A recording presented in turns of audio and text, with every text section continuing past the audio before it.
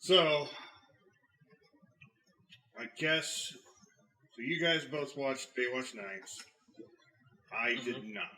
And I am of firm opinion I'm not going to watch any of this bullshit. That's probably wise. Yeah, so. I don't know. I had a good time. It's amusing in its way.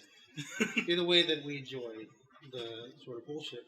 So, yeah. So explain to me what the fuck this is about. Well, that's the best thing. Is the way they start. The first rule of Baywatch Night storytelling is tell, don't show. Before the intro happens, they have David Hasselhoff. He's like, this is what the series is about. Yep. And it's kind of in character and kind of not, which makes it even more confusing. Yeah. It's like those times. It's like those times where you would see Frakes just talking as Riker, but not really as Riker. He'd be on the bridge of the Enterprise, and he'd be talking about. Yeah. So this cute brunette, he's like, hey, young Angie Harmon, I'm gonna be creepy right off the bat. But he's like, this cute brunette came in town with this bankrupt detective agency, and let me introduce you to this new series, Baywatch Nights, and which takes place. I counted about 85% of Baywatch Nights took place in the day. Oh yeah, even the part. Even to the parts that are supposedly at night. Oh, did they like the day for night shit? Oh yeah, definitely. In fact, that's pretty much the first real scene. So maybe it all is all at night, and they just did day for night, and they're just pretending? No. You know they took that blue filter off the camera pretty quick. Yeah, well, the opening scene after the intro song is then the 2-minute guitar solo. Now it's murder to guitar solo. Right. Yes. This is the day and night thing. Yeah. Right. They made sure to put the blue filter on that camera. It's just this blonde chick, this hot blonde chick running from somebody in a thin white dress. It looks like the I Would Do Anything for Love music video. Yeah. So Michael Bay decided to pull this one in? No. It's way more 90s. And yeah. It's not like so she falls and her tits smash. So the alternate against the ground. So the alternate reality where Brett Ratner did the set to like shitty blues guitar solo. Yeah. It's like at last I counted. I scrubbed it. It's 2 full minutes. Yeah. It's pretty. It's something. You get 2 minutes of the public access version of I Would Do Anything for Love. All right. Yeah, next to A Woman's Murder. Yeah. A Grizzly Death.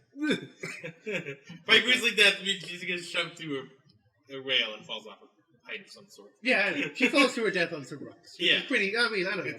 I think dashing. Maybe it's just me, but I think dashing your brains against the rocks of a beach. Well, you don't see it all. You just see me. But that's what happens. She's dead. Yeah. So you throw a dummy off a bridge, and then it's a grizzly murder. Got it. All right. And no shots of this other than, I'm assuming, just like the equivalent of Fresh Prince of Bel-Air just going on. It's a little jazz can thrown up by Uncle Phil. There's a broken railing involved, yeah, but she just got to, and then you get shoved. And, just slow motion running. And then a mysterious figure running after her. Yeah. You get like the camera. I'm chasing you camera angle. Oh, okay. Yeah. All right. And then, you get pictures of the guy chasing her, but it's, you can't see who it is. You just see like black pants. That's about it. Yeah. All right. So we know the criminal wears pants. That's our first clue. Yeah. Oh, okay, yeah. Detective. Detective. So, since we're in Stereotypeville, it has to be a man, right? Is that where we're going? Or... And then after the 2 minutes of guitar solo, we get Hasselhoff finding a modeling shoot on the beach. Right. It goes right to day modeling shoot. Just a woman on a horse. Yeah. Like she's just on a shampoo. horse with the bottle, and she's just like posing in the worst ways possible. It's not good posing. It's not good posing. I'm no expert, but it's not good posing. Yeah, it's the most honorerotic version of dry humping on the back of a horse that you can do. I feel bad for nobody's enjoying it. The horse doesn't like it. She's not really liking it. Someone's into it. There's a supposedly erotic scene with a bottle and a horse, and it is the least erotic scene you can find. Is that what we're going for? No. No, that's just you.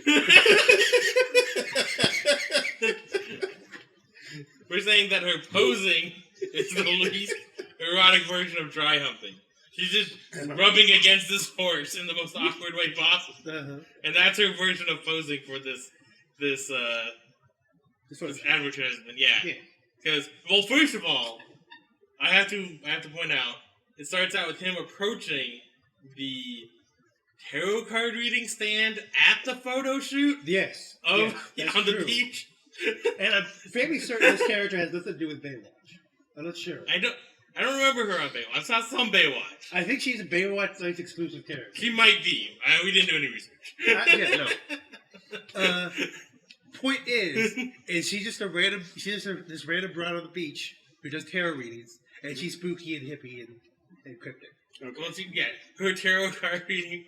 It's like, and she set up 10 feet from this photo shoot of this supposedly famous model. Is she at least set up as like a goth character? Or No, she's not goth. She's Sunny. Oh, she's all blonde and bubbly, but she's all like she's like dumb valley girl psychic. Yeah. Oh, dumb. Okay, got it. All right. She has her tarot card reading tent set up on the beach next to this.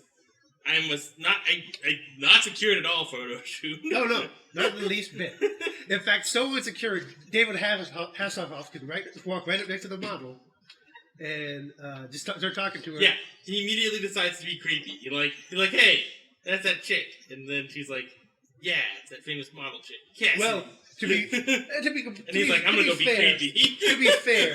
To be fair, he talks to the horse first. He does talk to the horse. He goes after the horse. And I see his priorities. And the model's all like, hey, that's my horse. No, she talks to the horse, too. Right. They start their conversation through the horse. Right. The horse has to be the middle. The horse is the glue. You don't want to make that. The horse probably became glue. So. Oh, that horse is definitely glue. Yeah. 100%. It killed itself immediately after. The horse the Asian thought it was the best for the best. Yeah.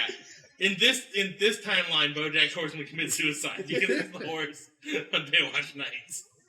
No, yeah, because she talks to the horse and calls the horse Stud, which is she says that's his name. But who would name a horse Stud?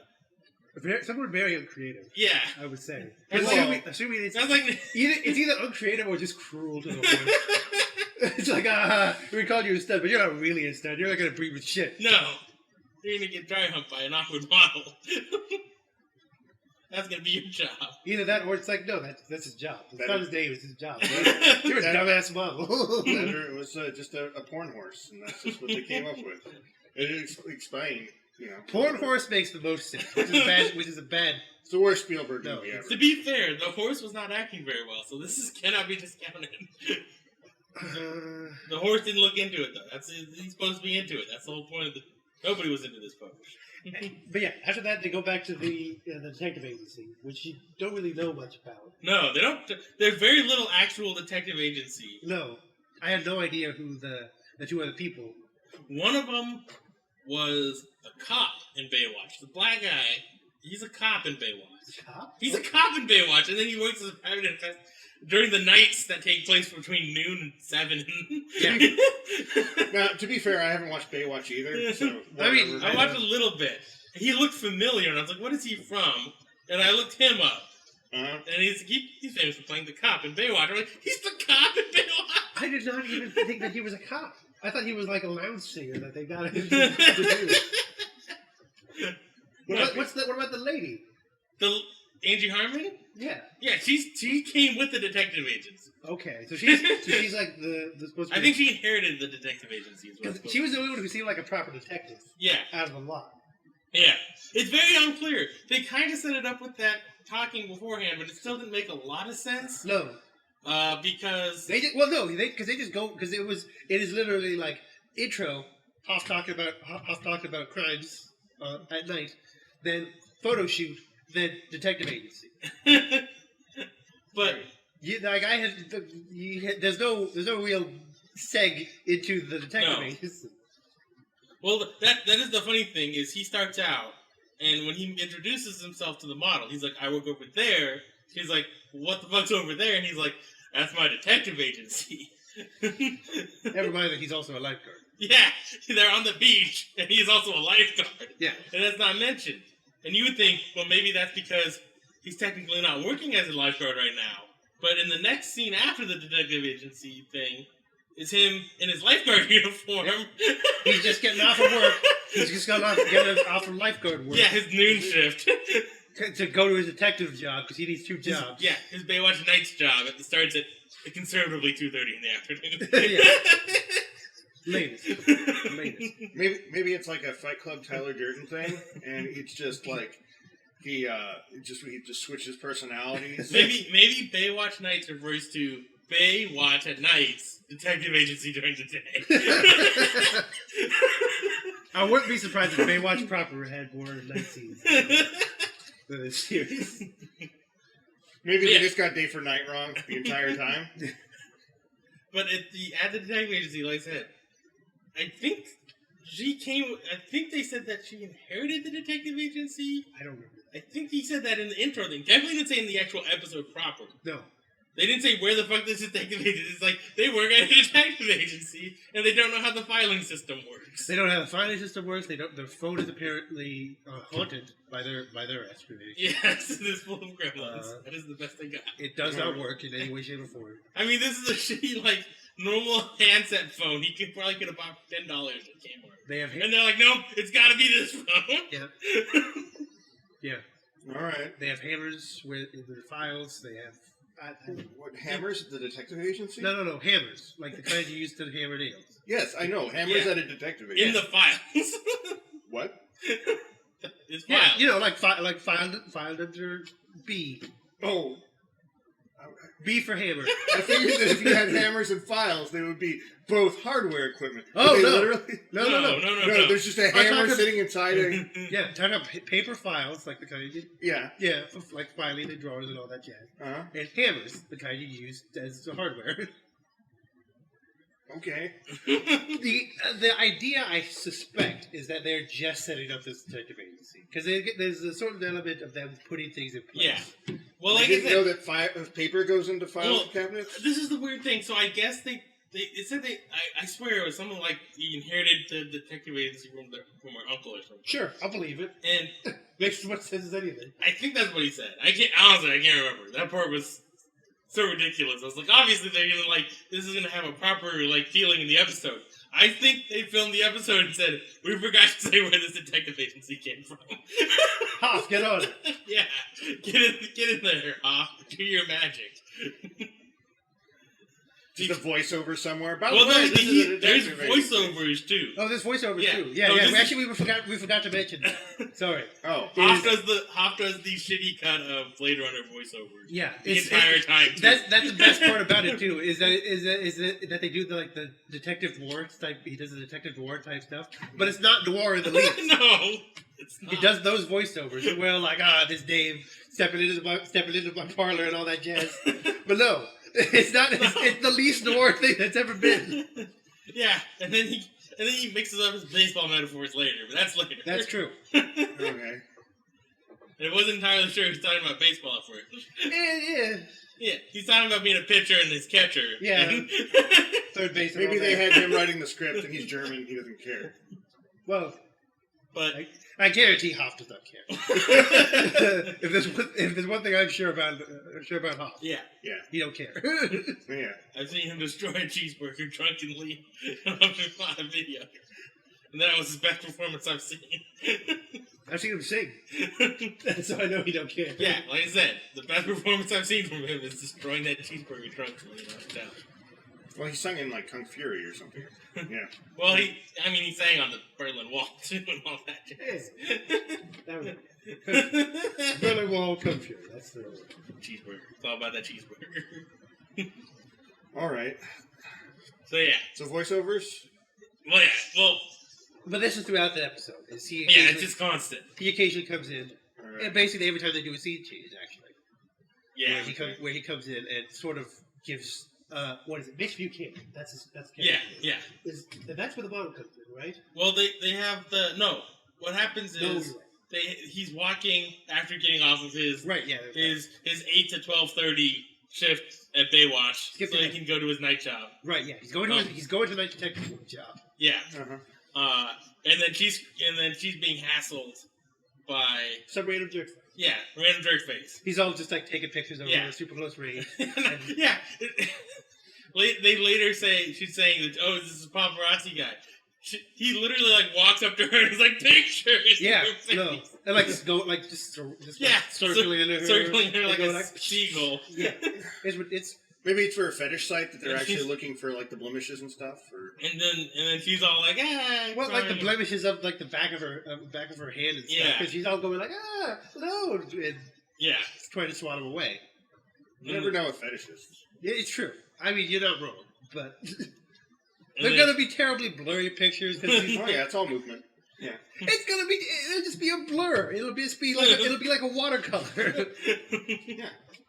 It's a I mean, very, very focused To fetish. be fair, you watch this episode. Do you think they know a lot about focus? No, focus is definitely Metaphorical and physical sense. It's not there. they don't know what focus is. This is true. You got a good point. So yeah, so naturally Hoffman's like, hey, Yeah.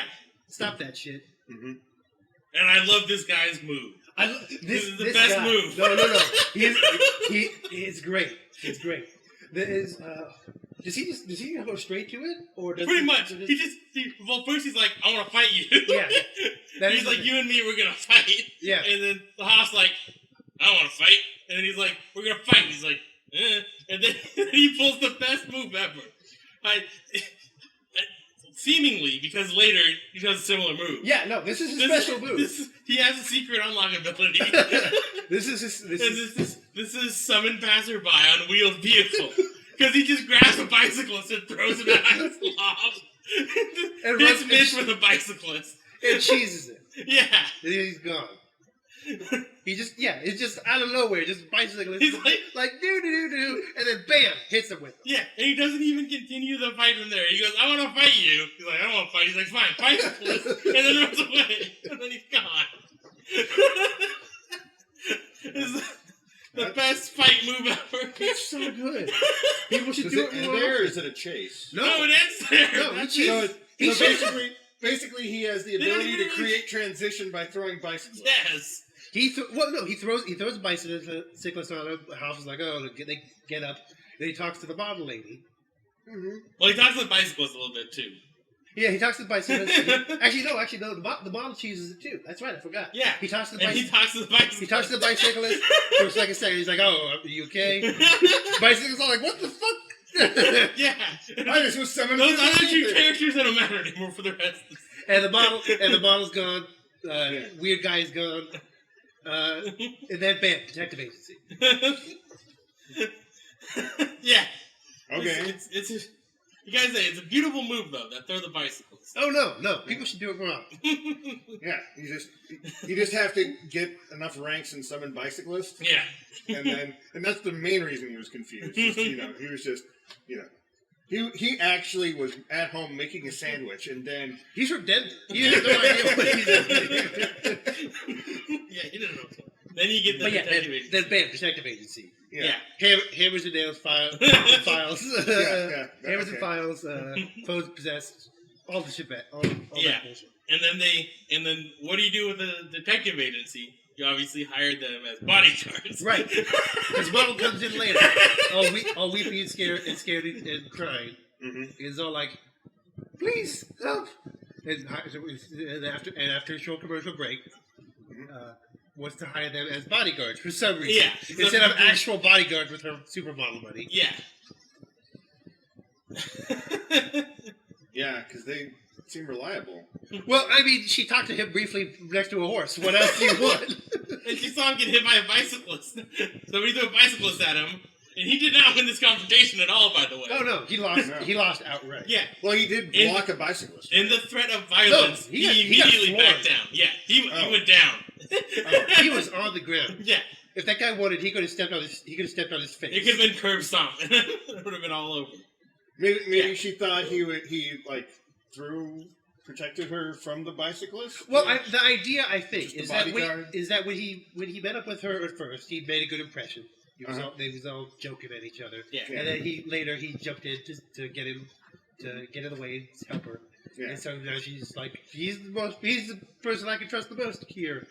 Yeah. Okay. But to recap this scenario, she's let him confront this person, and then he immediately back down at the threat of violence. He's like, I don't want to fight, right? And then he gets knocked over by a summoned bicyclist.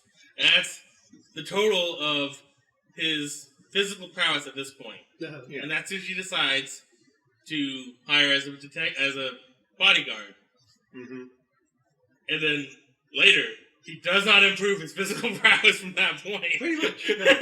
Yeah. They prove themselves as bodyguards, but being not very good bodyguards overall. Throughout the course of the show, they do not make good bodyguards. Well, probably because they're private detectives. Yeah, which they're not good at either. Yeah, they're also not good at that. They're better at that, A little better. but not much better. Okay, so now that they're bodyguards, what the fuck happens then? So, basically, Hasselhoff camps overnight at her place. Yeah. She's all like, oh, I have a stalker. He's been sending me creepy stuff. You gotta stay with me. Yeah. But they don't. He like hangs out in the living room. She goes to her bedroom. Yeah, they don't. The other two people, they fuck off. Yeah, and they're like, all right, so we're gonna get some protection at night in Baywatch Nights. So they're like, all right, I'm gonna go to bed. Cut to morning. No. You're skipping a little bit. Because the worst part is that there's 3 people in this detective agency. Only the Hoff stays over. Yes. The other 2 people fuck off. Mm-hmm. To do who knows what. Yeah. Probably deal with the phone. Okay. And then at night you see that creepy guy back, and he's like by the pool and like taking pictures of her in her bedroom window, and then it'll be the morning the next day. So they do nothing. Yep. To really stop it, Yeah. except for sleeping on her couch. Yeah. One of them. Well, I mean, you have to have a night's I'm rest. pretty sure Hasselhoff watched some reruns of Knight Rider. I would think. That's what I would. That's the best guess I got. That's what I would. Because he didn't really do much. And then he picked up... The biggest service he brought to this whole overnight ordeal is bringing her paper in the morning. Yep. Where he finds a creepy letter, with the whole cutout magazine letter. Yep. Oh, yeah. I forget what it says exactly. Well, it has her name on the front. Right. And then this is pictures of her sleeping. Right. Yeah, because it's a little envelope. It's pictures of her sleeping. Her sleeping that very night. Yep. And then she's all mad, like, you were supposed to be protecting me. But then she gives it, which is she's not wrong to be mad there, but she also does something really stupid. Yeah. Because he immediately looks around the room. He's like, "Hey, there's that window. The best detective work he did. That window wasn't open. That window wasn't open at night." She's like, "Yeah, I opened it at night. Is it connected to?" And he goes, "Is it connected to the alarm system?" No, it's not connected at all. No, it's connected, but she bypassed it. Yeah. Yes, you're right. She bypasses that one window. Because ladders aren't a thing. You can't possibly ascend through this. There's nothing for him to climb up out there. Yeah. And once you get up there, what are you going to do, too? I mean, she's forgetting that this man can summon bicyclists. Yeah. He's just stacking up of them up, and it's a ladder. Yeah. Oh, yeah. Bicycles They're just standing there as a human ladder going, what? It's the weirdest conclusion to Tour de France. They were going, and then suddenly there's a bicycle ladder. It's a bicycle pyramid. Bicycles are just a ladder waiting to happen. Yeah. That's what I'm saying. All right. So, yeah. They're both idiots, is what I'm getting at. Yeah. She's like, she leaves this, but the picture is right next to her bed. Mm-hmm. Mm-hmm. So he's like, he was standing like 5 feet from me. So she's freaked out.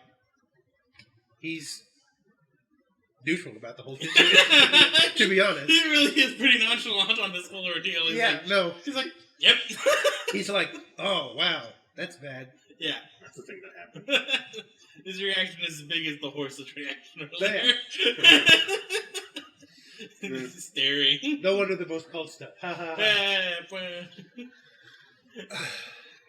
So is it after that you get the backstage protection? There is. I think there's one thing happens before that where they go back to the detective agency. Is that where the hero girl fixes the phone with her voodoo magic? I want to say that's later, but I can't remember. The detective office scenes are nothing happens in them at all. There's like 4 of them, and they all run together as nothing happens except for at one point They just float in my memory. Yeah, it might be this one, it might be a later one, I don't know. But the tarot girl comes in, and her job evidently is to know how files work at this detective agency. Yeah. Well, considering hammers are in files, I don't think she does a great job. Well, no. But she knows how. This is her introduction to the detective agency. She just figures it out. No. He just looks at this chaos and goes, "Oh, I know that." Yeah. I know this. All right. Which I guess is the foreshadowing to the future transition from Detective Show to X-Files. Sure. Is that she may legitimately have some psychic powers. She appears to. Okay. Is the thing? She just looks at it and goes, "This is a Unix system." Right. Close. She goes, it's all numerology. Right. And she finds... No. Yeah, exactly. Great. Yep. And there's a whole scene where... So it's like, she's like, contracts are under... I can't remember what contracts were under. I don't know. Hammers were under B. I remember that. For blood. That's what I get it. Because it's bludgeoning damage, so you can keep your hammers in there. I think they had hammers under D before. That was the problem.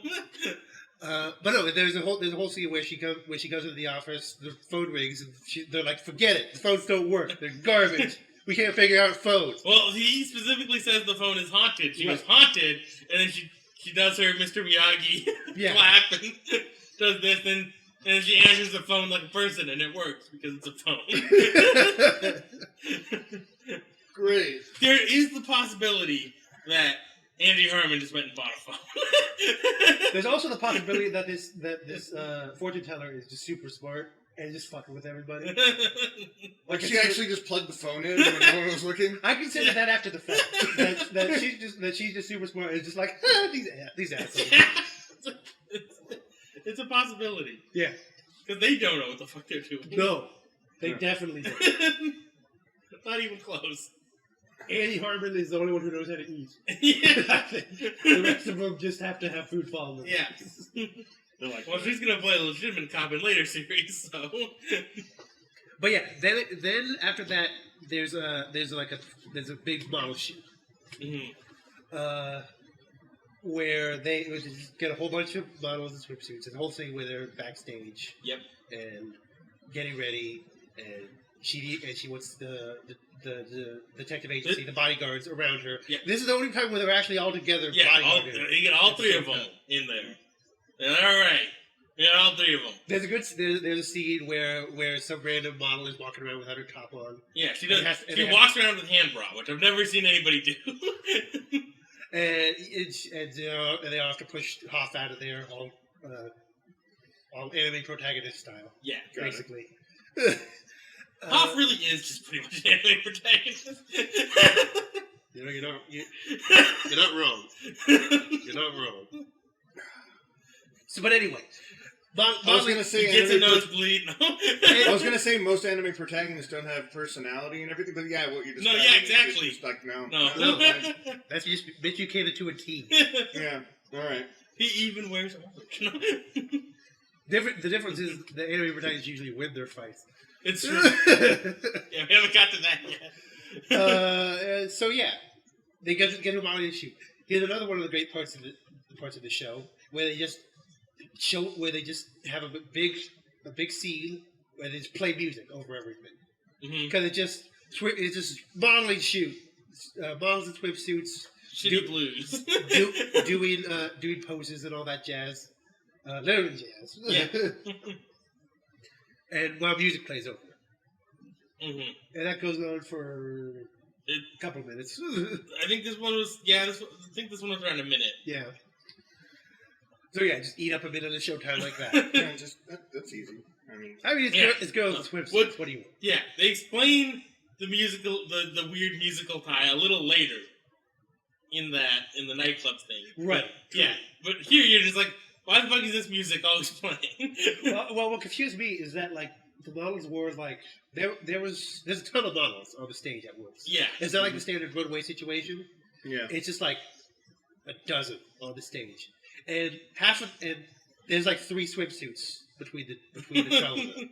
They're literally wearing like copies of the same swimsuit. Oh, I thought there were literally 3 swimsuits. That would have been more That would bottom. have been better. But no, They're like just all. It would have explained the hand bra situation a lot better if that was the case. We're short on swimsuits. We gotta do some real avant-garde fashion here. And see, then they would have given the stalker guy something to do.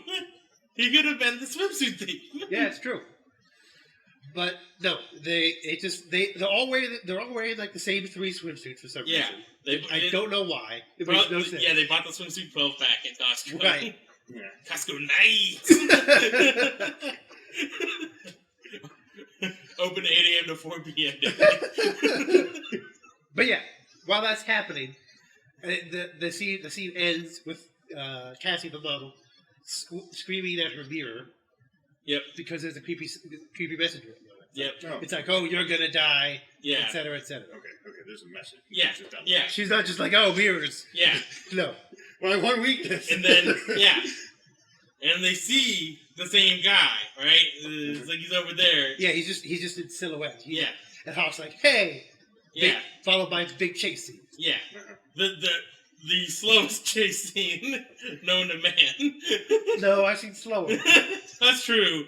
But it was the slowest serious chase scene, not comedically slow. It's still I still think I've seen it slower. They go. Just 2 asthmatics trying to chase each other. But no, it's there. You get 2 middle-aged guys jogging in a straight line for a while. So yeah, and what happens when Hoff catches him is the most 90s thing I've ever seen. Yeah. So they cut because obviously this is still a beach setting. No matter where they are, they're still 10 minutes from the beach. Okay. So at best. Yeah, best. So, or 30 seconds of light jogging from the beach. And so I love this merchant at this t-shirt stand. They have like a t-shirt business tent because all businesses are tents. Right. Muscle Beach t-shirt. Yeah. He I'm assuming sells. Maybe this gives her because there was no transaction. He just takes it and goes, "Here you go, ma'am," and then walks away from the table. And then Hoff tackles the guy to the table. And it's not that merchant is not to be seen. Yeah, he's not standing there going like, "What the fuck's going on?" He got summoned by a dude on Pacific Blue to throw at a cyclist. Yeah, that extra was paid for 10 seconds of work and no more. Once again, tell show. Yeah. So he's gone. They tackle him over, and then my favorite move here. Of course, slow-mo, by the way. Yeah, slow-mo. Slow-mo tackle over the t-shirt stand. Yep. That little fight. Yeah, my favorite move here is Hoff grabs the top of the tent. You think, oh, he's going to do like the swinging double kick. Yeah. And no, he just needs to hold on to that so he can lift his leg up and kick him with one leg. And it's not like they edited around it, like, oh, he's got to do this, so we're just going to show the kick. No, they reach up and grab it. Like, he's setting up a big move here, and then he goes, ugh. Gives him a little front kick. Yeah. Well, you knew if he took both legs off, you would have destroyed the tent. Oh, yeah, the tent would collapse immediately. That was totally going to happen. It's just a picnic stage. But again, why it's super nice is he kicks him into, of course, a sunglasses hut. Yes. It's not even a full hut. It's just a wall of sunglasses. Yeah. It's one of those little tent Yeah. setups with like a. Well, of course, it's a beach. So, right. Yeah. Obviously, you got your muscle t-shirts and your sunglasses, and nobody nearby selling them. And what was the third stand? There was a third. Oh, well, then he gets thrown through the rollerblades. Rollerblades, boxes. That was what it was. Rollerblades. The holy trinity of Baywatch.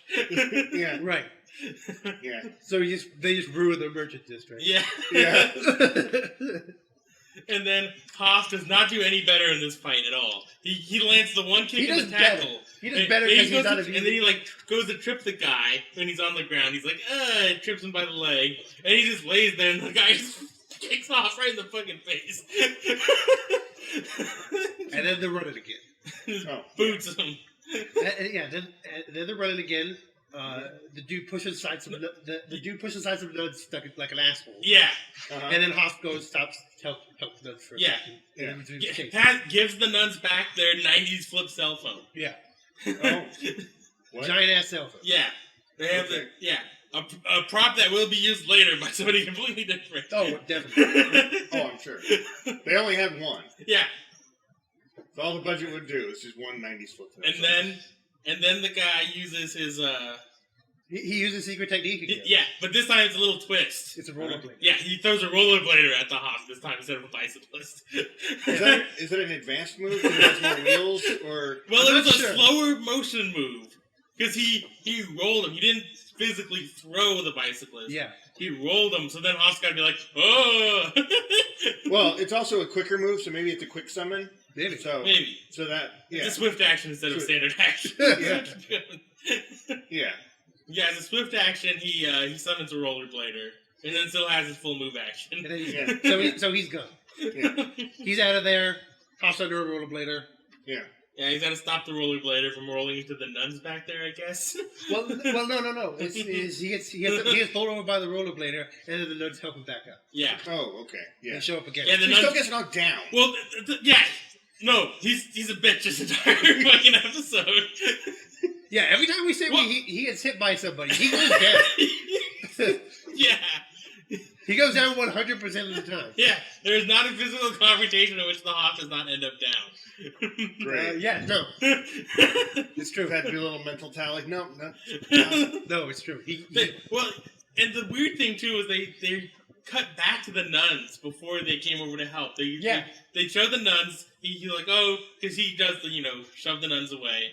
They drop their cell phone. Hoff picks them up, has them back to the cell phone, goes running. And they show a little more chase. And they cut back to the nuns again. Then they cut back to the chase. Then he whips the rollerblader at him, gets away. And then the nuns come over and pick him up. Like, oh, if we just cut from the nuns being picked up to then the rollerblader, then the nuns picking them up, they're not going to know where these nuns come from. We got to cut back to the nuns in 10 seconds. So that they get 3 full nun shots in 10 seconds so that you don't... So goldfish can follow this. How much did you want? Because they foreshadowed the nuns showing back up, obviously. If they cut back to the nuns.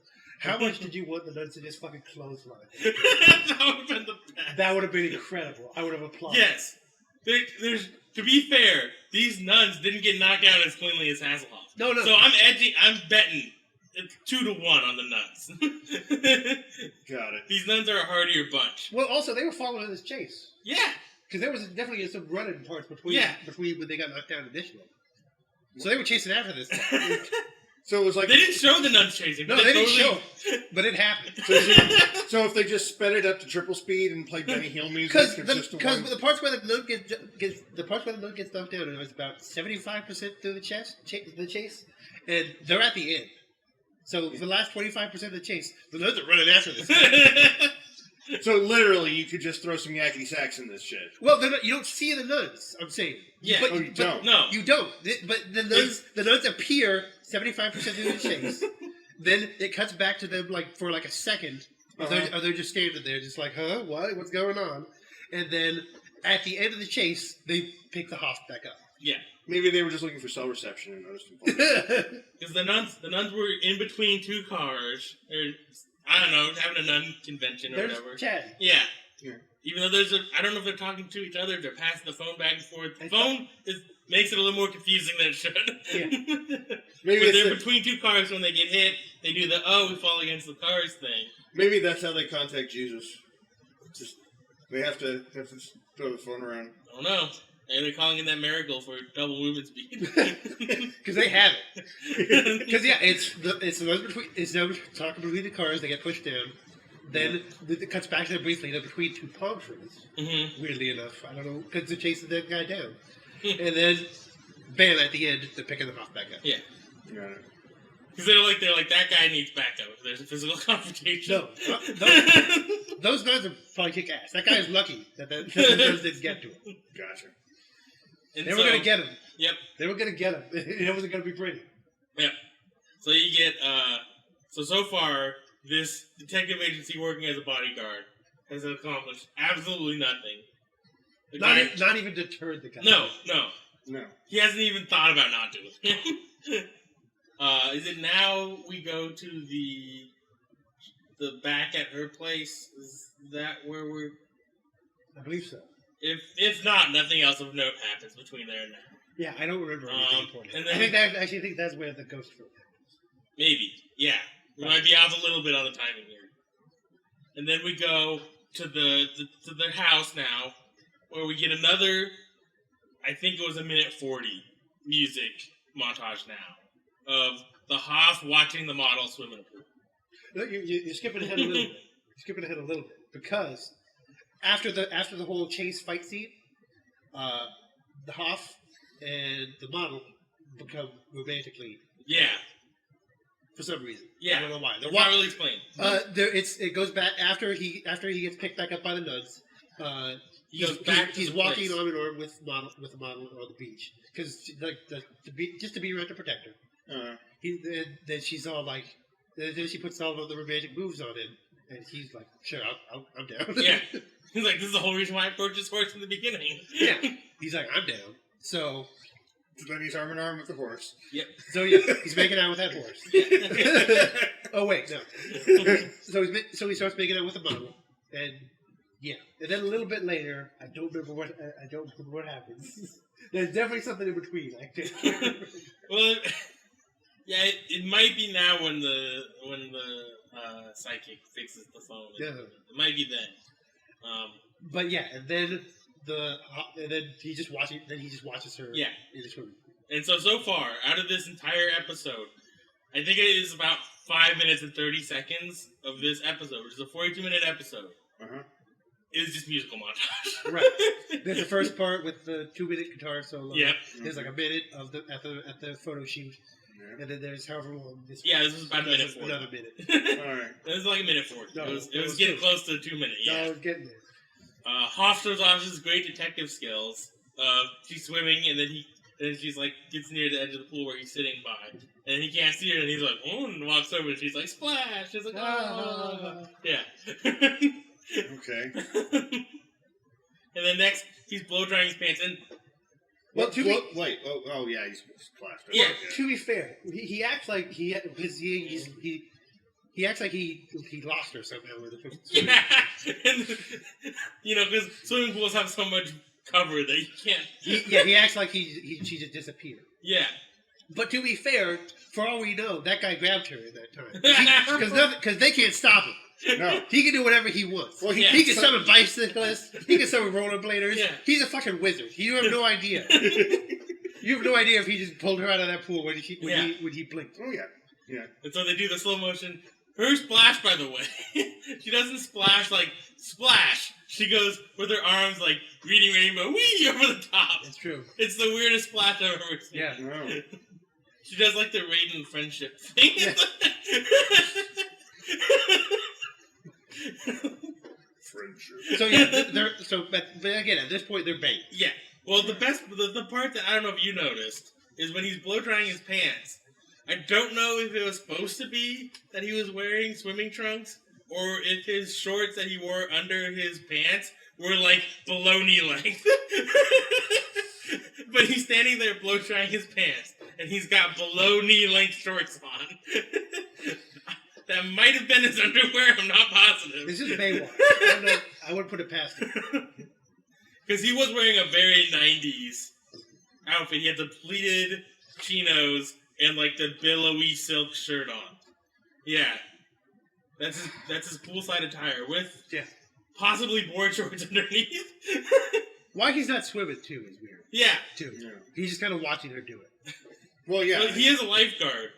Yeah. And it is nighttime, so it is his lifeguard time. Because it is Baywatch Nights. It's nighttime, he's lifeguarding.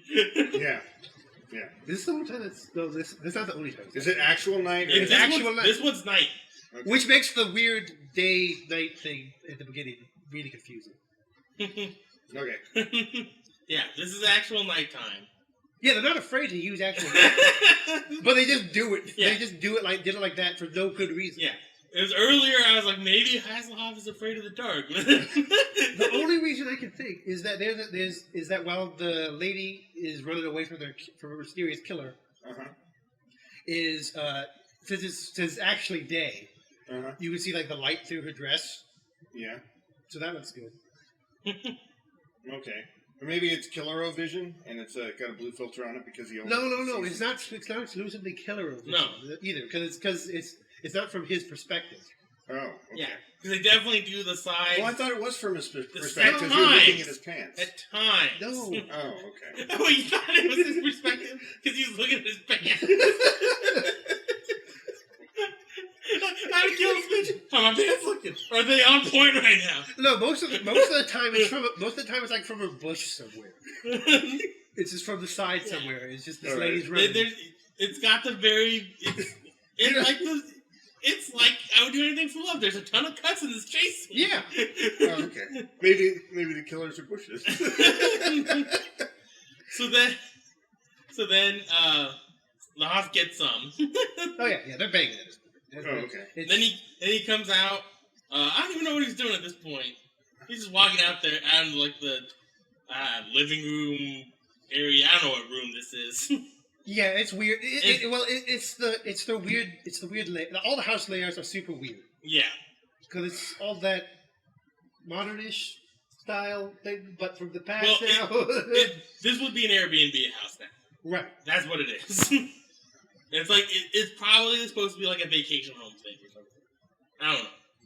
Anyway, he comes out, sees the dude chilling out on the couch. Yeah, he hears something. Yeah, he hears something. He's like, oh, you go away from me because obviously the best place for me to protect you is when you go over there. Yeah, you stay here.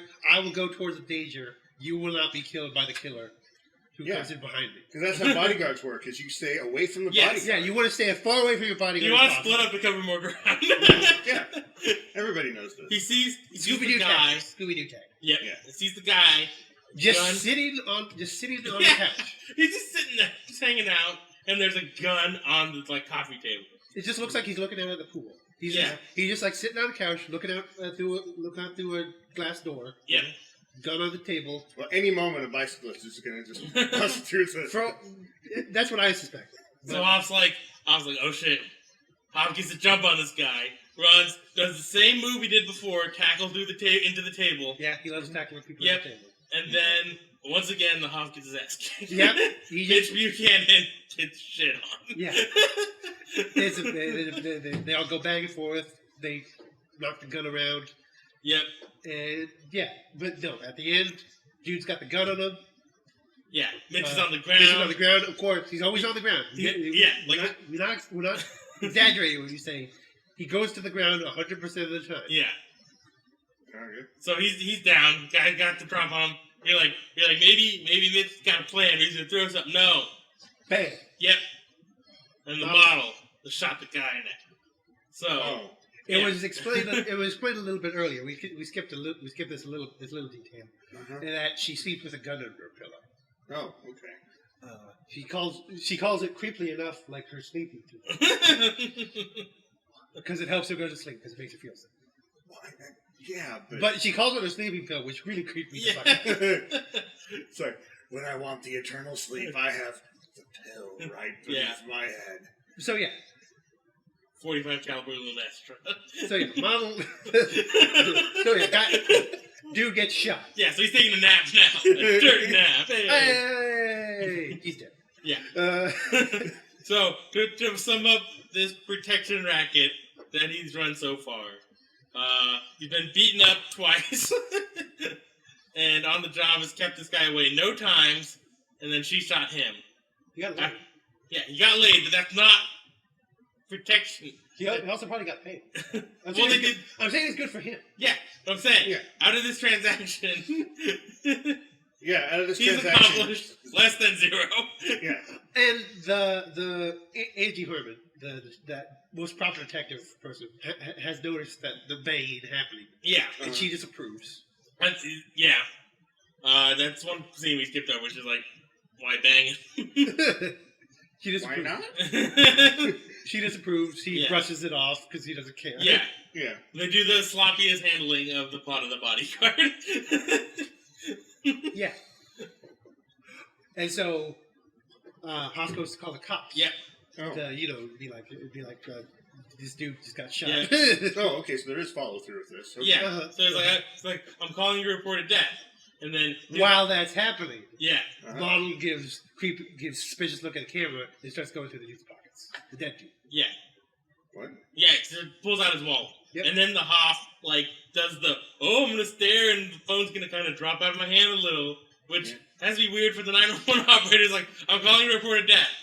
Dead air. And it goes on for like it's like 5 seconds, and that's the transition to commercial. Right. So he's like, I'm calling to report a death. Hello, sir? But- sir? Wouldn't that be horrible as a 911? You're like, I'd like calling to report a death, then silence, and then a hang up. Well, it doesn't hang up, but yeah. That would be awful. That would be one of the creepiest things ever. But no. So yeah, there's a commercial break after that. Yeah. So it's Marty at that point, and they're carrying out the dude's body, and the model's all like, "Oh, glad everything's finally over." Yeah. Blah blah blah. Well, blah. The police are carrying out the dead man's body? Well, they got Or the is coroner. they? No, it's the coroner. Yeah, The coroner. you can tell because he's got a jacket that says coroner. Okay, It looks like okay. a Vault-Tec suit, kind of. Yeah, a little bit. The blue, it's got the yellow right. No, the way you said it, though, is they cut, and then they start pulling it out, like, No. the Hasselhoff has got the head, and the model's got the legs Well, coming out. The funny thing to me is that they can't have the cop from Baywatch be the cop anymore, right? So they hire a guy who looks a lot like the cop from Baywatch. It's true. Who now works at the detective agency to be the detective working this case. He's like, well, this pretty well wraps everything in a nice, neat bow. Yeah, that's his input. He's like, Yeah. "Oh well, this turned out well for everybody except for that guy." Yeah, it's true. It's literally true. No, that's what he He's like- said. he's That's like- that's he's basically like- his He said, it looks like everyone looked out, but that guy camera goes, pan to dead guy, pan Yeah. back up. And yeah, the camera pans down to see have the quarters carrying the dude out. You know what? It should have just ended there. Just credits. Da da da da. No, there's still like a good 15 minutes left in this Oh, episode. fuck. No, there's a lot to go. There's a lot to go, man. Yeah, this 42 minutes lasted about an hour and a half. So what we're saying is every episode of Baywatch Nights is a full-length motion picture. So what? How do they go for the next part? I don't. So then the Hoff is at the beach on the pier, sitting on the bench, and then he's like, "I should have trusted my instincts." Instincts he's never hinted at before. It's true. He's never stared at him like something doesn't add up here. Yeah. No. So His weird. He still hasn't figured out how they summon bicycles. The weird. Well, he can't do it anymore. He's dead. yeah. They shot that. They just shot the wizard. Yeah. Bullets, my one weakness. But yeah, throughout the whole, and again, going back to the weird film noir monologue things, voiceover type stuff. He's been doing stuff. He's been saying like. Well, yeah, this is where the baseball thing came in, because he had it a couple of times, and he's like, I used to be a pitcher, and my catcher used to have hand signals. He's like, one for a fastball, one finger for a fastball, 2 fingers for a curveball. He's never said baseball during this. So Is this like gay sex? it's Just gay? his pitcher or his catcher just knew 2 fingers means curve my ball. And then he's like, so he said that earlier, and then he said the change-up thing when she was kissing him. He's like, you know not to swing at the change-up, but you swing at it anyway. Right. And then now he's like, and then there's times when you don't even know. There's something about running the bases at this point. It's like, what kind of pitcher is running the bases? What the fuck? Oh, bad pitcher. As best I guess, he throws the ball, it gets hit, and then he runs with the guy. I still think this is all game metaphor. So yeah, He did mention you don't know until you're rounding third that you're going to be thrown out. So I'm pretty sure it's about jerking a guy off and then getting slapped. That's what I got. Sure. Yeah. So yeah, he's all like, I should have trusted my instincts, because now he's suspicious of the blonde lady. Yeah. Yeah. And he's like, look at these pictures. And it's when he pieces together something he's never hinted at. There's been no build up to this part at all. Oh wait, we forgot the. I know what we forgot. We forgot the paparazzi agent lady, the lady who works for the magazine. Yes, that's right. Yeah, we forgot that part. Okay. They cut to one of the few detective things they did. Yeah, pretty much the only detective work they actually did. Yeah, it was they go to this person who publishes a tabloid, and she's paparazzi. Yeah, and so like actual paparazzi, not weird. They talked to her about the photographer guy, and she shows some pictures. Yeah, they show one picture where the model is at a airport. Denver airport, actually.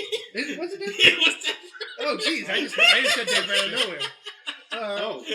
Okay, well, yeah. I was joking. I forgot about that entirely. Well, it makes sense if it's the Denver airport too that they're pulling out all of the occult shit. Yeah, to be fair. So yeah, she's at an airport and she has like a dollar sign on it because the lady figured it was a money shot. That goes back to the no, and because it would be worth a lot of money because there's a dude next to her who looks like some celebrity. I forget who she mentioned. She says it looks vaguely like Mick Jagger. Yeah. Does not look like Mick Jagger. And they were gonna do a whole. She was thinking they would do a whole thing where they spin it like they're having an affair or something. Yeah. Okay. And so that was the part we forgot. So when Hoff's looking at the pictures from the bedroom when she was sleeping the time he stayed up late watching Night Rider reruns. He steals that one picture, by the way. He steals the photo with her at the airport. Him and the Baywatch cop. Yeah. He was there, but he didn't do anything. No. And she was like, the weird thing was they asked like 2 questions to this lady, and then she talks for a while, and she's like, "You guys are the kind of guys I look for." Yeah, no. It's all super easy. Yep. Yeah, he's looking at him. He's like, "Look at these pictures. They're all different." Good job, Haas. They're Polaroids, man. Yeah, and these are the pictures. But this going forward in time now. Yeah. He's on the dock with the rest of his team. Yeah. So they all come up to him. Baywatch cop's like, "That was a close one. You all right?" He's like, "Yeah. I mean." Detective lady's all like, Detective lady was like, "What's wrong, Hoff?" Yeah. And so he's looking at these 2 pictures. 3 pictures. You're right. And these are the pictures of the lady while she was sleeping. The model while she was sleeping. Yeah. And he's looking at her. He's like, "They're all different." Yeah. And he's like, because like the pillows and the covers have shifted in each one. Yeah. And he's like, she took these pictures. She put a camera on a timer and got out of bed and did it several times, and that's why the sheets are shifted and the pillows are different. Which brings the question: Hoff was in the living room all night, and she was in the bedroom, and the pictures got on the doorstep. Uh-huh. So she snuck past him at some point in the night. Yeah. Without him noticing it. Not only that, but like how different? Like, I mean, people shift in the night too. Only a little bit different. Yeah, it wasn't that much. It's not really different. It's not like she's wearing a red shirt in one and a white shirt in the other. No, it's just like here's one where the best part for his evidence really is that she's in the same pose the whole time. Mm-hmm. It's just that the covers and the pillows and blankets. And if you're gonna shift, you're gonna like you're gonna roll over and do arm positions and So I mean, I'll give him a solid like B+ on this detective thought. Sure. It's way too late, and he didn't actually look at the pictures when they were there. He's like, "Oh yeah, there's pictures." Maybe he should have looked at those at some point when he was failing to be a bodyguard. Yeah. Yeah. And so then, I'm trying to remember how they got the name on the guy. Because they were like... It was an answering machine. Well, no. Oh, well, yeah. But how did he get the address? I don't think they covered that. Because when they wheeled the guy away, they're like, he didn't have any ID on him. Right. Oh. Yeah. She stole it. Because she stole the ID. He thought. Yeah. And then he shows up at the guy's place where she's digging through the stuff. And then she's like, how'd you find me here? Yeah. And then now I'm thinking about it, I'm like, how did he find her there? How did you find it? It was probably the psychic. That's the best guess I got. There might be something we're missing here. Might have forgot something. I'm sure there's something that we missed. They probably found something under hammers. But yeah, so he goes to this guy's house. Yeah. And she's already there, like just digging through drawers or what have you. Yeah. Okay. And she turns around and he's like, I didn't expect to see you here, ha ha. But the weird part is she's still being very friendly about it. Like she's not obviously up to bullshit. And what does he say? He says something really creepy. I don't remember. Damn it! It was really fucking creepy. It's something I wanted to remember. Shit. Yeah, I don't remember. I knew I should take notes. Yeah, no. But he says something super creepy, and then he goes, and then he reveals he does the whole Sherlock Holmes style reveal of how I know all the bullshit that you did, how we do. He's like, oh, he's like, you called him and you said to do this and blah blah, and he's like, what are you talking about? And he pulls out the nun phone. He pulls out the nun phone, which is apparently her cell phone, the model cell phone. Yeah. And he says, "I'm going to press redial." And he does it. Yeah. And it goes to his answering machine. And this phone, it's like the phone is so old. It's great. When he hits redial, it pops up with like alarm clock style number. Wow. Yeah. No, it's beautiful. I'm like, holy shit! Look at this phone. But it goes to the dude's answering machine. Yeah. Uh-huh. The dude who she killed. And it's a message, and it goes to a message of her. No, it doesn't go to message. No, it just plays the thing. Yeah, it just plays the thing.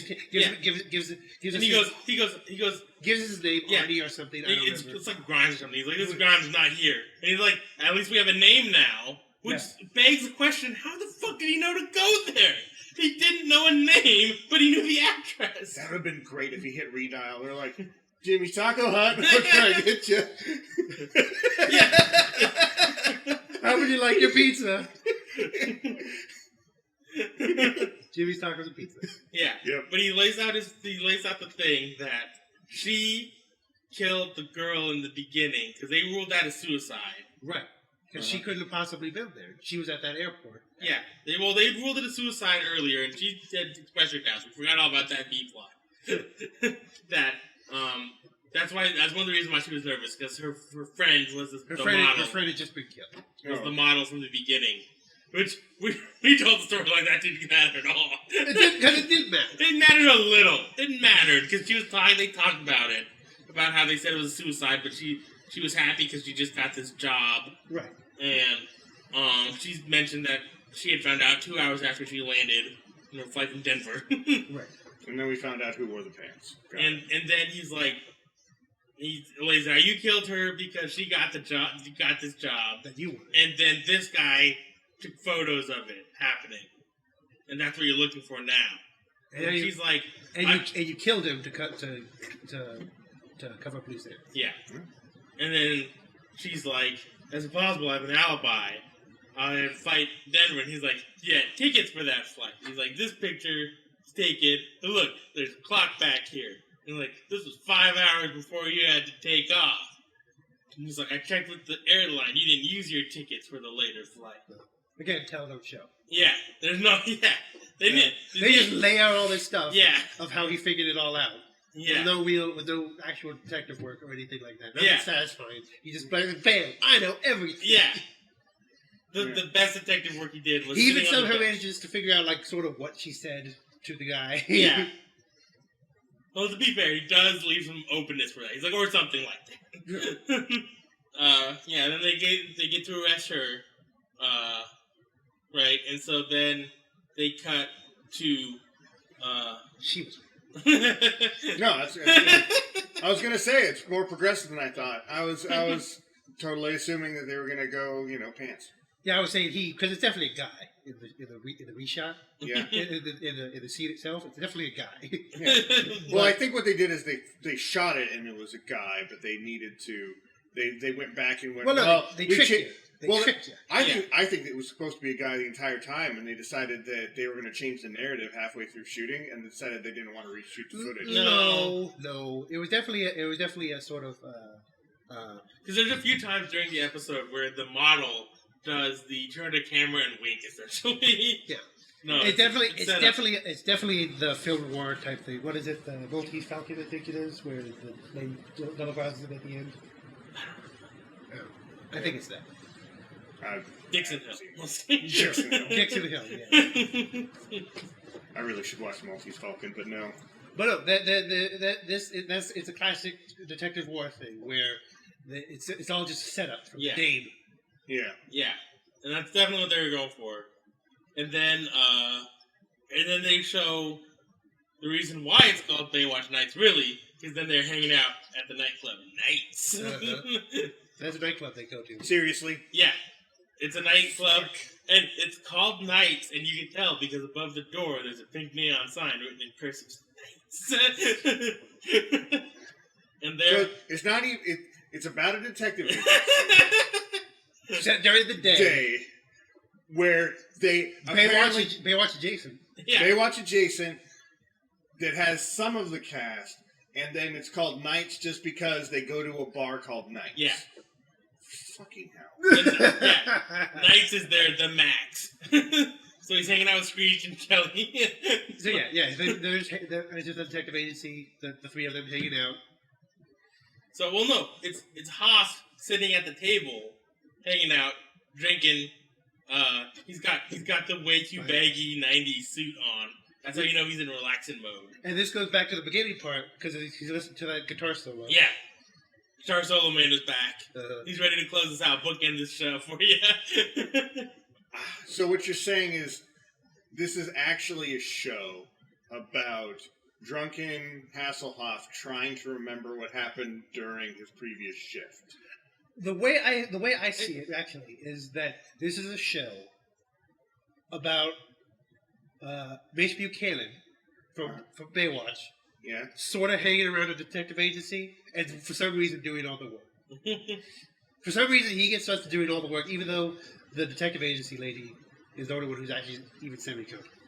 Well, maybe because you could be just, it's like an unreliable narrator, and he's just like telling somebody what he did during the day, and this is what happened, and I was the center of all this shit. Even though he was completely incompetent, which explains why he has the leaps of logic, where it's like he goes to the address and doesn't even know the person's name. It could be that. Because it could be just him going through, this is what the detective agency is doing, and just reiterating everything from his own perspective.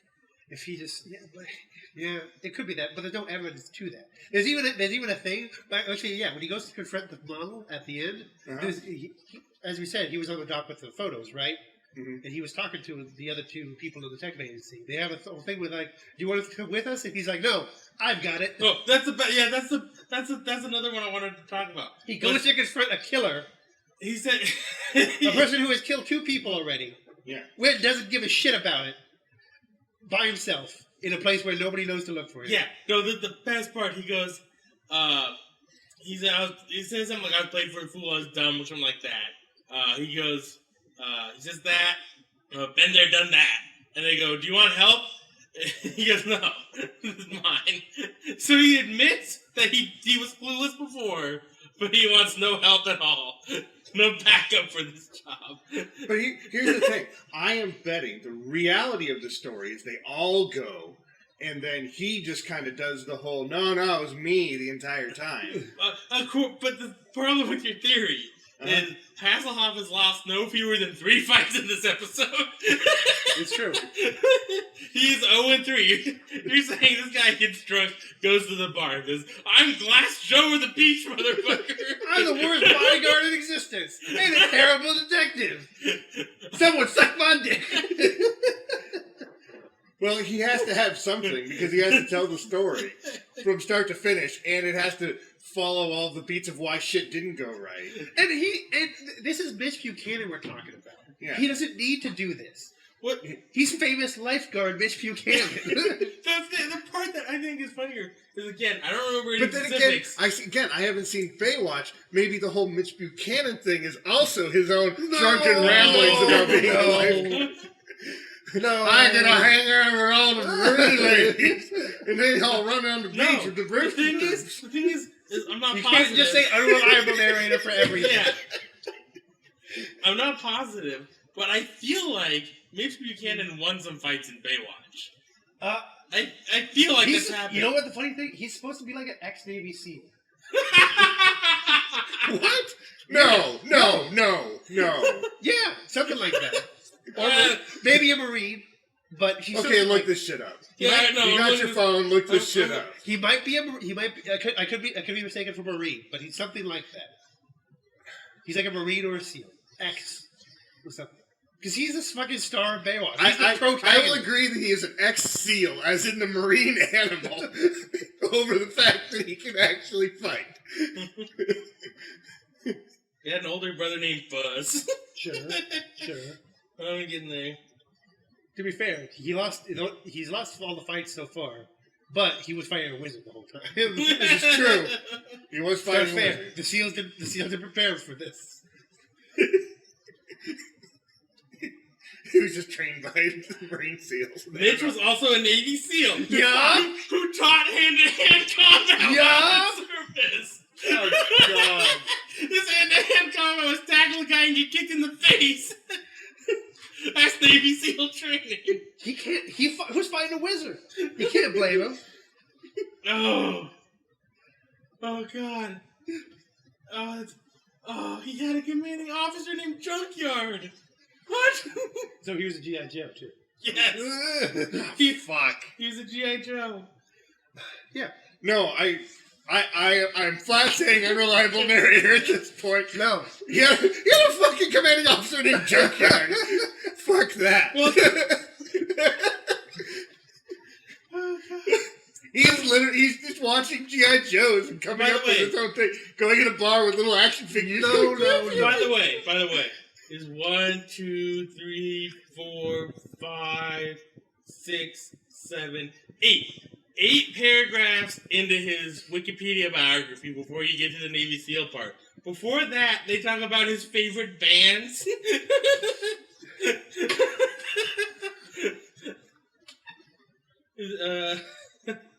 No. See, no. I haven't seen any of this bullshit. I don't know. But no, this can't be real. It's real, unfortunately. Yeah, what's great is the second paragraph on his Wikipedia biography says another musical milestone for Mitch occurred in the early 1960s at the age of 8 when he was chosen by the Beach Boys to sing back up on the song "Don't Worry, Baby." Unreliable narrator. Wrong. Wrong. Because easy. No, you're wrong because he's the anime protagonist. Everything is perfect. for him. Yeah, you're forgetting he's the executive producer of these shows. Yeah. No. So yeah, definitely. No, he's the most reliable narrator. Yeah. He's the font from which all truth springs. All right. Or yeah, this is the problem is you're trying to make sense of it. This is if Gene Roddenberry wrote Star Trek about how Gene Roddenberry was the best captain ever. Got laid all the time, but also lost fights. Which is almost like her. He won fights. Yeah. All he needed was that accidental chop. Yeah, it's a technique that was not taught at Navy SEAL combat school. It's too destructive for the SEALs. Yeah. Okay. They can't It's understand. banned by the Geneva Convention. Right. So yeah. But to wrap up the story, you gotta get back to the episode. There's more? We're almost there. We're on the home stretch, baby. Yeah. All right. The catcher's got a full fist now. And he's elbow deep. No, the catcher reversed it. Oh, okay. Because it was 1 finger for fastball, Oh, shit. 2 for a curve, the whole fist bring home. All right. Yeah. Okay. No, he was running the bases too. Everybody knows the catcher runs the bases. Well, the pitcher running the bases, the catcher, well, he slid into home in a Muppet-style slide. Yeah. So then, because Angie Harmon has the check at the end, where she's like, we got paid, and then then the phone bill, and then she's like, oh, there goes the pay. Yeah, that's how it ends. Like, oh, they made no money so far. We got laid at least. I mean, yeah. Hoff got out of it all right. Yeah. Other than the 3 fights he lost. He did get kicked directly in the... Oh, that was the other part we forgot. His magic trick. I wanted to know the magic trick. Because when he's going... Here's the whole plot, and here's how we caught you, model lady. Then she's like, I'm not going to jail for this, and pulls a gun. Yes! She pulls a gun. Right? She pulls a gun, and he's like, And he's like, you're not going to shoot me. And she's like, I've already killed 2 people, dumbass. And she pulls the trigger, and it's empty. And he's like... He pulls the trigger a couple more times. Yeah, and then he pulls out his hand. He's got all the bullets in his hand. No explanation of how he did that, how he got to that gun. Yeah. Well, they had to edit out 20 minutes somewhere. Well, there's 2 things about this. First of all, this gun was just used to kill a guy. The cops were there. They know about it. Yeah. How is this gun not in evidence right now? True. You know, I just realized something. They have literally been padding the episode with musical montages, yet they still have missing scenes explaining all the information. Yes. Yeah. No. Because it's the first rule of Baywatch Nights is tell, don't show. It's fucking rule 0 with this shit. And then you could say, well, maybe this is a second gun, right? Sure. Because if the first one was... But then, how does Mitch have the bullets? It makes no sense. Weird, too. He also has just loose bullets in his hand. And that sort of gun looks like his magazine and everything. Well, it doesn't have a magazine, but I'm assuming he took the bullets out and then put the mag back in so she didn't realize it was empty, even though it would weigh vastly different. But she's dumb. Evidently. She's pretty dumb. Everybody's pretty dumb. The baseline IQ on Baywatch Nights is like 73 at best. It's true. Yeah, Forrest Gump manning the... The smartest one is the psychic, and you're surprised she's not eating crayons at some point. You don't know what she does off screen. No, I'm convinced she's just super genius and just fucking with everything. She just doesn't show off so she doesn't stand out. Yeah. Well, super genius, I meaning like normal intelligence. No, I mean like super genius.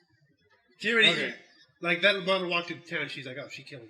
So, overall, what kind of grade do you give it? I mean, I'm not expecting like... Grade? You want us to grade this nonsense?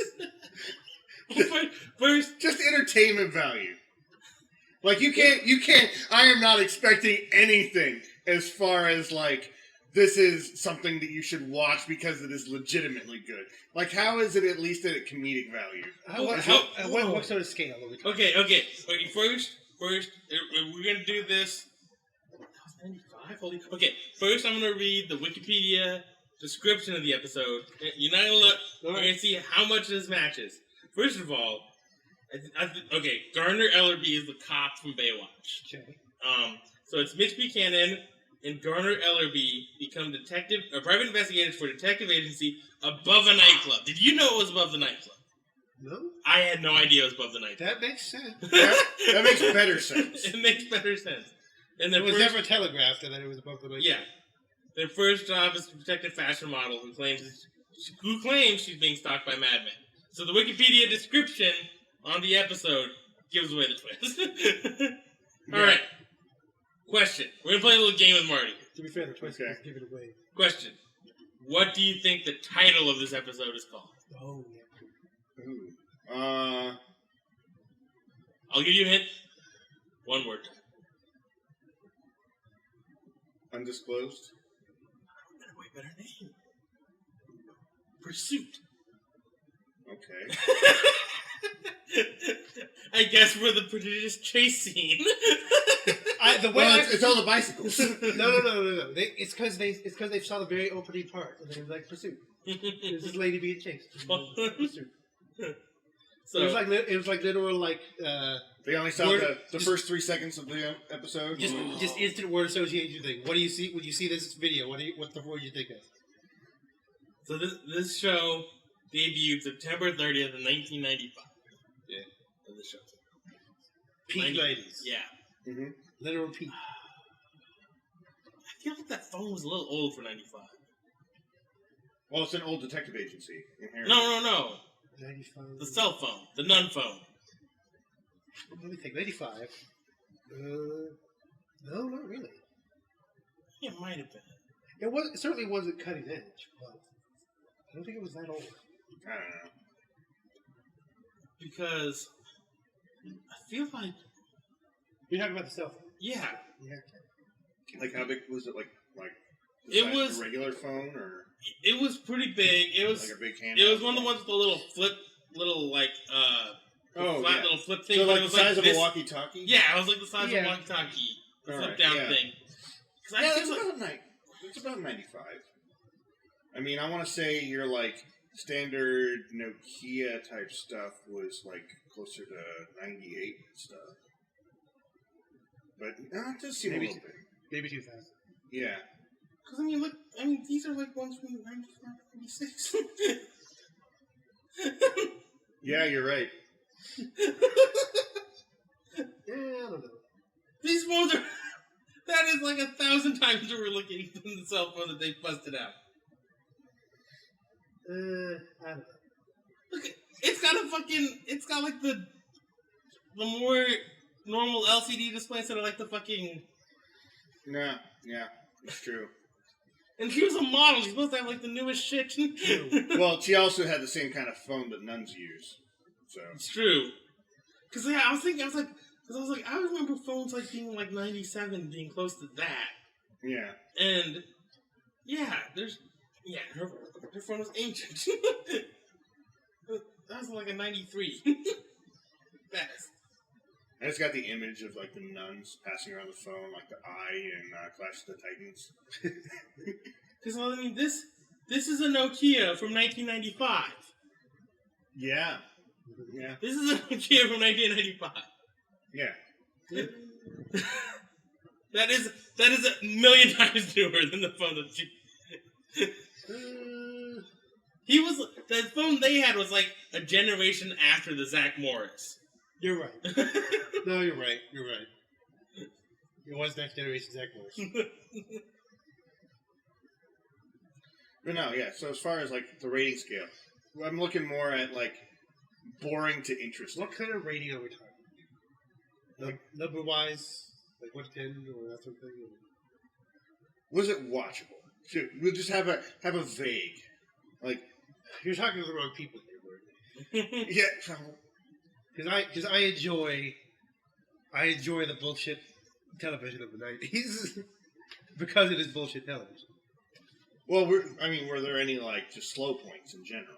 Like, or was it able to like there's watchable and there's The musical interludes were fucking awful. They were terrible. I hated every second of those. all right.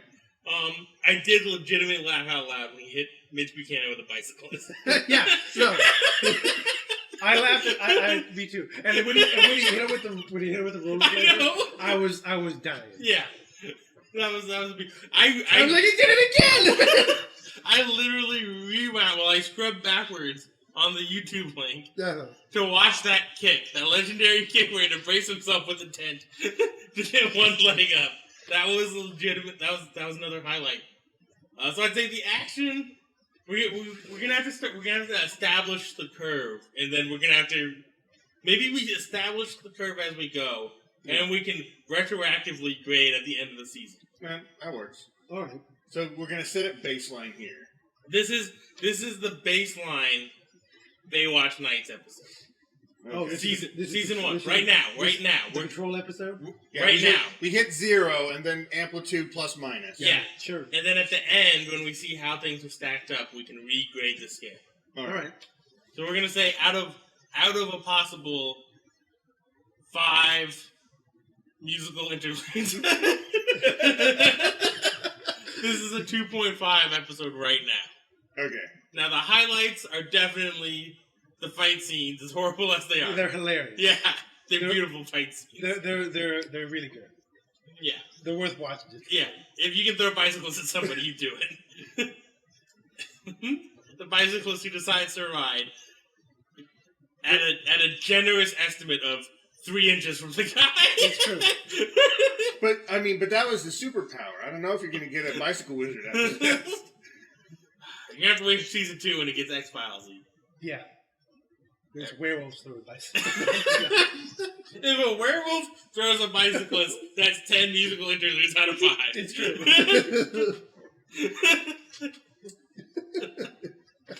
That's all I want out of an episode of Baywatch Nights. That's what I want. That's all I want out of everything. Werewolves throwing bicyclists. And Mitch Buchanan specifically. So the next episode. So we're going to write this down. This is our baseline. The highlights were definitely the fight scenes. The low lights were definitely the way too long musical numbers. Which I have a feeling is a thread that ties the whole series together. Yeah. Considering Nights is the nightclub. There is no way there's not at least 3 musical numbers in an episode. Oh, I know. And the crazy thing is, the Wikipedia description for episode 1 explains so much about it to me, and that was just a little blurb.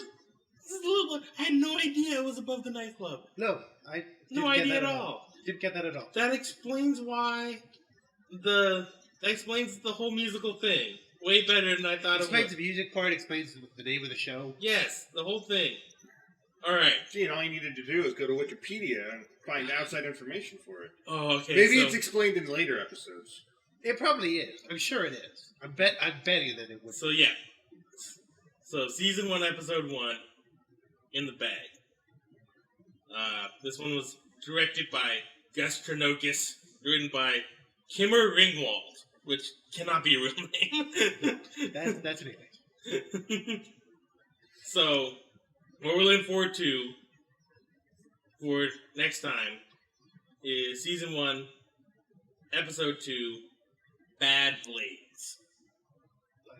Alright. I like it already. What do you think Bad Blades is going to be about?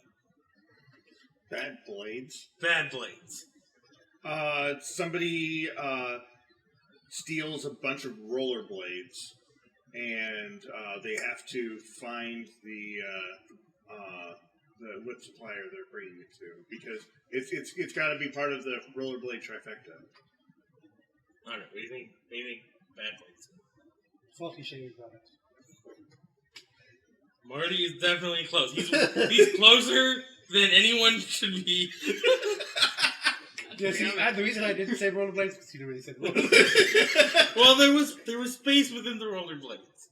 Okay, what would have your rollerblades guessed would have been? What did you say it was? Stolen rollerblades, and they had to figure out what the supplier was going to go to be able to find the rollerblades. My guess is there's an evil gang in we just like busted up shop windows and shit. All right, you're closer on this one now. All right. On the instant replay, but it is a cosmetics mogul. Ask Mitch, Garner, and Ryan, who I believe is Angie Harmon's name, Yeah. to investigate her son's involvement with a gang of roller skating burglars. Okay. It was a gay road to me.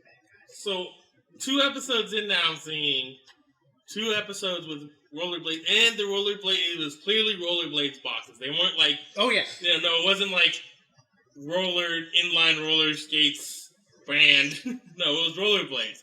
So, what's the over-under on this being a rollerblade sponsored series? No. If it were a rollerblade sponsored series, the bad people would be on fucking roller skates, and the rollerblades. Bitch has to suit up on rollerblades. Yeah, exactly. It's you don't know what the climax of the next episode is going to be. I'm not saying that's not going to happen. I believe that would happen. What I'm saying is that he's right. They'd be on roller skates, and he has to get put on rollerblades. To be fair, the episode and they're fucking kit roller skates that talk to roller them. skating burglars. That's what the description said. Oh, okay. Now, but it's called Bad Blades. It's called Bad Blades, though. Yeah. Oh, okay, so we could be right. We could be totally fucking right, and they're running around on roller skates, and he's gonna have to put on his fucking rollerblades to take him down. But it's called... Wait. This is 95. 95. Is bad still good? Is bad good at this point? I'm not sure. Well, I mean... Bad being good dates back to Michael Jackson. But that's the writers. Yeah, that's what I'm talking about. Yeah. Talking about the writers. Well, I don't know what fucking the writers... I don't know what the writers of this episode thought. Nobody knows what the writers of this episode thought. They were like cocaine. I'm just throwing that out there. That's a possibility. We need cocaine money. Baywatch isn't doing it for us. We need a new drug. Baywatch can't support all our habits. We need Baywatch Nights. Just to round it out. I don't know. I get one sentence, man. That's all I got. All right.